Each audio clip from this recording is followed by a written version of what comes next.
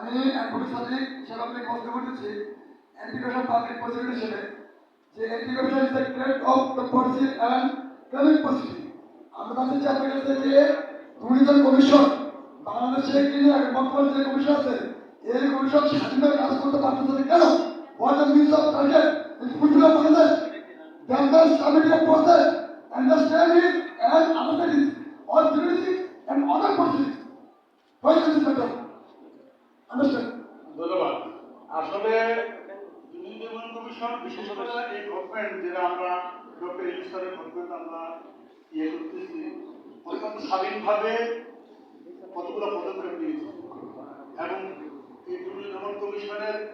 পুনর্গঠন হচ্ছে আরেকটা অদালত আসছে সেখানে আমাদের প্রেডিকেট অফেন্স ছিল দুটো ঘুষ এবং দুর্নীতি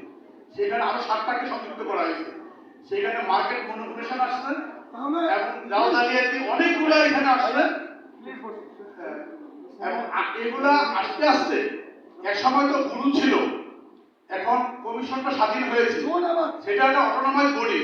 সুতরাং আমি মনে করি তারা খুব ভালোভাবে কাজ করতেছে আমি ভিতর থেকে দেখেছি এইভাবে যদি কাজ করে এটা যদি পলিটিক্যাল গভর্নমেন্ট আসে এটা পলিটিক্যাল গভর্নমেন্ট যদি আসে এইভাবে যদি তারা রান করতে পারে অন্ততপক্ষে এই বর্তমানে বা বিগত দিনে যে দুর্নীতির যে দূরত্ব ছিল সেটা অনেকটাই বাগে আনা সম্ভব আমি মনে করি সুতরাং দুর্নীতি দমন কাজ করতেছে না স্বাধীনভাবে এটা সঠিক নয় বর্তমানে কোনো মামলা এই যে আমি গত সপ্তাহে একটা মামলা করেছি এই যে আবেদ আলী যিনি কষ্ট ভাষার হোতা তার ছেলেকে ধরা হয়েছে কোনো জায়গায় জমিন নেই কারণ বাংলাদেশে শিক্ষা খাতের মেরুদণ্ড আপনি 12 বছর যদি প্রশ্ন ফাঁস করেন এই দেশের ছাত্ররা কি শিখবে এই মেরুদণ্ডকে ভেঙে দেওয়া হয়েছে সুতরাং আমি মনে করি দুর্নীতি দমন কমিশন এখন যেভাবে স্বচ্ছ এবং সাহসিকতার চেয়ে প্রভাবমুক্ত হয়ে কাজ করতেছে এইভাবে যদি কিছুদিন রান করতে পারে দুর্নীতির হ্রাস টেনে ধরা সম্ভব আমার মনে হয় দুর্নীতি দমন কমিশন বর্তমানে কমিশনকে নিয়ে প্রশ্ন তোলা আমার মনে হয় সমীচীন হবে না আমরা নিজেরা স্বচ্ছ হই আমাদের বিভিন্ন যে প্রতিষ্ঠানগুলো আছে সাংবাদিক সমাজ আছে অন্যান্য যারা সমাজ আছে আইনজ্ঞ যারা আছে বিচারক আছেন সবাই যদি আমরা মনে করি আমরা কেউ দুর্নীতি করবো না আমরা দুর্নীতিতে প্রশ্রয় দেবো না তাহলে সম্ভব যদি সচেতন আমরা সচেতনার সহিত দুর্নীতি করি সচেতনতা থাকে না আমরা যেটা বিরোধিতা করি আবার সেটার দিকে ঝুঁকে পড়ি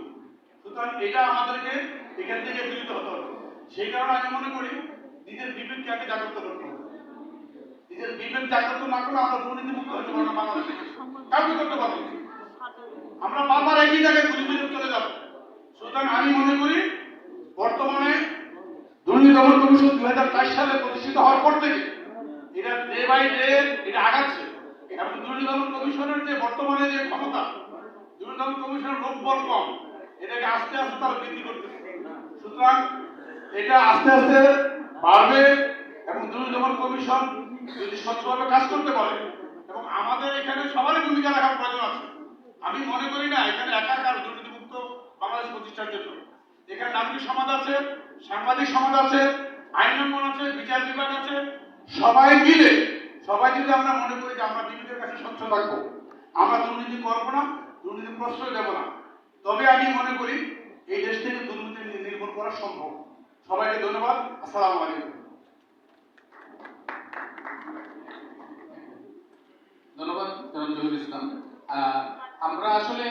এটাই চাচ্ছিলাম যে একটু জমে উঠুক তর্ক আসলে তর্ক মানে কি তর্ক মানে সংকট না সংকট তর্ক মানে সমাধান মানে সমস্যা যেখানে আসবে সম্ভাবনা সেখানে তৈরি হবে এবং সমাধানও বেরিয়ে আসবে একটা জিনিস আমরা জনাব জহিরুল ইসলামের কাছ থেকে জানতে উনি বলছিলেন যে ব্যাংকিং সেক্টর বাস্তবতায় ব্যাংকিং সেক্টরে সবচেয়ে বেশি দুর্নীতি হয়েছে বিগত আমলে কিন্তু আমাদের একটা এই সংগঠনের পক্ষ